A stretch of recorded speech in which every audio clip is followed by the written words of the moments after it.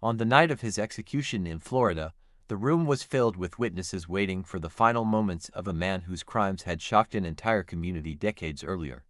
Lying on the execution gurney was Edward Zakrzewski, a former member of the United States Air Force whose life had taken a dark and tragic turn. But long before he became known as a convicted murderer, Zakrzewski had once lived what appeared to be a normal life. In the early years, he served in the military, building a reputation as someone who followed orders and maintained discipline. Like many veterans transitioning into civilian life, he eventually tried to settle down and start a family. To neighbors and acquaintances, the household seemed ordinary. Zakrzewski lived with his wife and children, attempting to build a stable life in Florida. From the outside, it looked like the typical American family. But inside the home, the situation was far from peaceful. Over time, tensions within the marriage reportedly began to grow. Arguments became more frequent, and the relationship between Zakrzewski and his wife slowly deteriorated. Family disputes are common in many households, but in this case, the conflict was building towards something far more dangerous. Eventually, the situation reached a breaking point. One day, an argument escalated in a way that no one could have predicted. What started as a domestic dispute would soon transform into a horrifying act of violence. According to investigators, Zakrzewski launched a brutal attack inside the family home. By the time authorities were alerted to the scene, multiple lives had been lost. The discovery stunned the community. Neighbors who had once seen the family going about their daily routine struggled to comprehend what had happened behind the walls of the home. For law enforcement officers arriving at the scene, the situation was deeply disturbing. Detectives began carefully documenting the evidence, attempting to reconstruct the events that led to the tragedy. It quickly became clear that this was no ordinary crime. The brutality of the attack suggested a deep level of anger and desperation. As investigators worked to gather evidence, another troubling development emerged. Edward Zakrzewski had disappeared. The man at the center of the investigation was suddenly missing, triggering a search that would soon expand far beyond the local community. And as authorities began looking for him, the case was about to become even more dramatic. The manhunt for Edward Zakrzewski became a national priority. For 4 months, he remained a ghost, eluding authorities. He was finally captured on a remote island in Hawaii, where he had been living under a false name. Brought back to Florida, Zakrzewski eventually confessed to the horrific crimes. He admitted to purchasing a machete on his lunch break after his wife asked for a divorce. That evening, he hid the weapon in the bathroom and, one by one, called his children in to brush their teeth. The details of the confession were chilling, revealing a calculated and brutal attack. The trial was a somber affair. The prosecution laid out the gruesome details of the crime, presenting the machete and other evidence from the scene. The defense attempted to paint a picture of a man under extreme emotional distress, but the evidence was overwhelming. The jury returned with a recommendation: death for the murders of his wife and 7-year-old son, and a life sentence for the murder of his 5-year-old daughter. The judge upheld the jury's recommendation, and Edward Zakrzewski was sentenced to death. But the legal battle was far from over. For the next 2 decades, Zakrzewski's case would be tied up in a complex web of appeals. Motions were filed and denied, and the case went through numerous reviews. For the victims' families and the community, it was a long and painful wait for justice. After the murders shocked the community, investigators quickly realized that Edward Zakrzewski was no longer in the area. Instead of remaining at the scene, he had fled. This immediately transformed the case into a large-scale search operation. Law enforcement agencies began working together, sharing information and tracking potential leads that could reveal his location. For months, Zakrzewski remained on the run. During this time, authorities continued to piece together the events leading up to the crime. Evidence from the home painted a chilling picture of what had happened that day.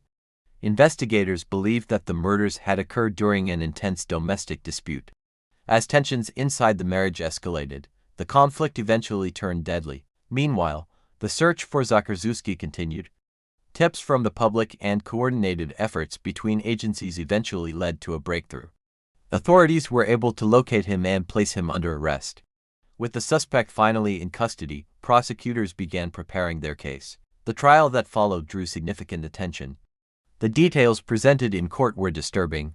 revealing the violent nature of the attack and the devastating impact it had on the victims. In all my years, this case was different.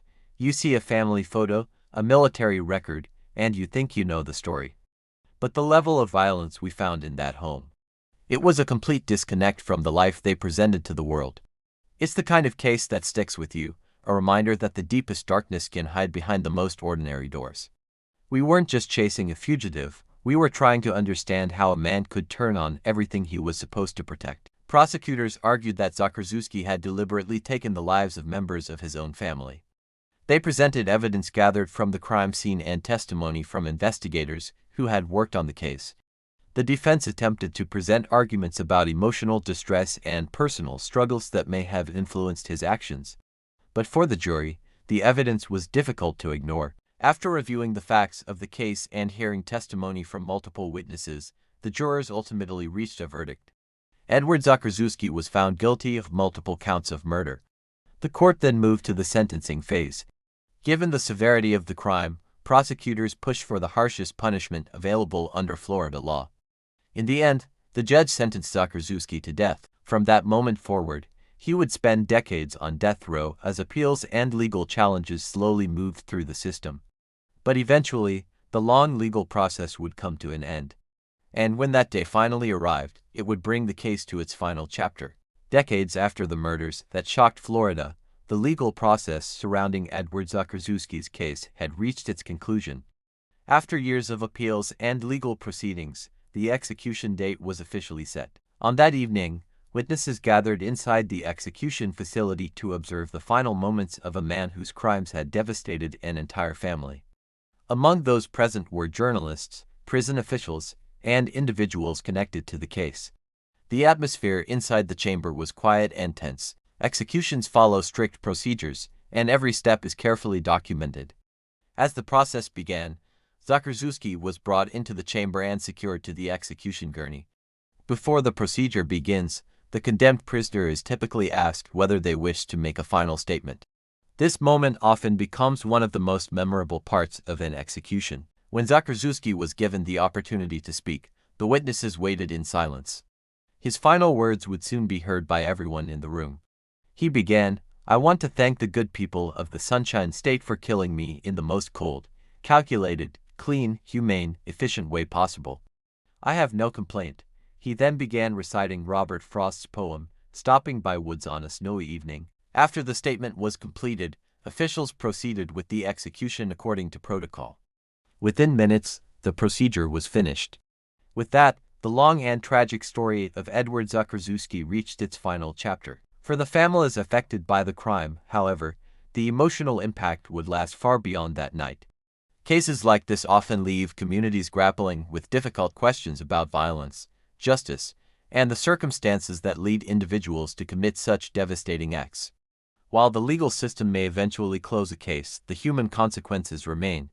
And for many people who follow the story of Edward Zakrzewski, the events that began inside a quiet Florida home will always stand as a chilling reminder of how quickly a life, and an entire family, can be destroyed.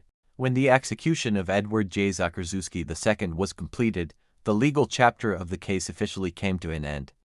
Decades had passed since the day the tragic events unfolded inside the family home in Florida, yet the memory of the crime still lingered for many people who had followed the case. For the relatives of the victims, the passage of time had never fully erased the pain caused by the tragedy.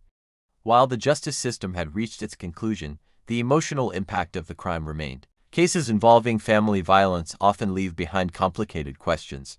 Friends, neighbors, and investigators sometimes spend years trying to understand what could drive someone to harm the very people closest to them. In the Zakrzewski case, many people continued to ask the same troubling question: how could a man who once served in the military and lived what seemed like an ordinary life become responsible for such a devastating act? Experts who study violent crime often explain that tragedies like this rarely have a single cause. Instead, they tend to involve a combination of personal conflict, emotional stress, and moments where anger spirals out of control. Still, for those who followed the case, the answers never felt entirely satisfying. Over the years, the story of Zakrzewski became one of the many cases discussed in conversations about domestic violence and the warning signs that sometimes appear before a tragedy occurs. Investigators and advocates often stress the importance of recognizing those warning signs early. In many situations, friends or family members may notice growing conflict or emotional distress long before a situation escalates. While not every conflict leads to violence, understanding these warning signals can sometimes help prevent tragedies from occurring. The case also sparked discussion about the broader issues surrounding the death penalty. In the United States, capital punishment remains one of the most debated topics in the criminal justice system. Supporters argue that it serves as a form of justice for the most severe crimes. Others question whether it truly provides closure for victims' families or whether it raises difficult moral questions. Regardless of where people stand on the issue, the case of Edward Zakrzewski remains one of the many examples often referenced in these discussions. For the community where the tragedy first occurred, the passage of time slowly allowed life to move forward. New families moved into the area, and the neighborhood gradually returned to its quiet routine. But for those who remembered the events of that day, the case would always remain part of the area's history. True crime stories like this continue to capture public attention because they force us to confront difficult realities about human behavior, justice, and the consequences of violence. And while the story of Edward Zakrzewski has now reached its final chapter, the questions it raises about anger, family conflict, and the justice system are likely to remain subjects of discussion for years to come.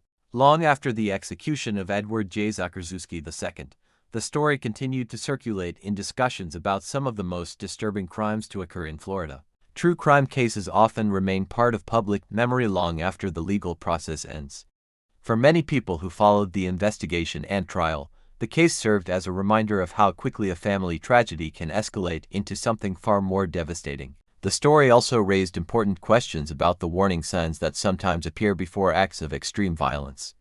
Experts who study domestic crimes frequently emphasize that conflicts within families can sometimes intensify gradually over time. Arguments, emotional stress, and unresolved resentment can slowly build until a breaking point is reached. While most conflicts never lead to violence, investigators often look back at cases like this to better understand how these situations can spiral out of control. In the years following the case, discussions about family violence and emotional instability became more common across communities and media coverage. Advocates for victims of domestic violence often stress the importance of recognizing warning signs and seeking help before situations become dangerous. For some people, studying true crime stories is not just about curiosity.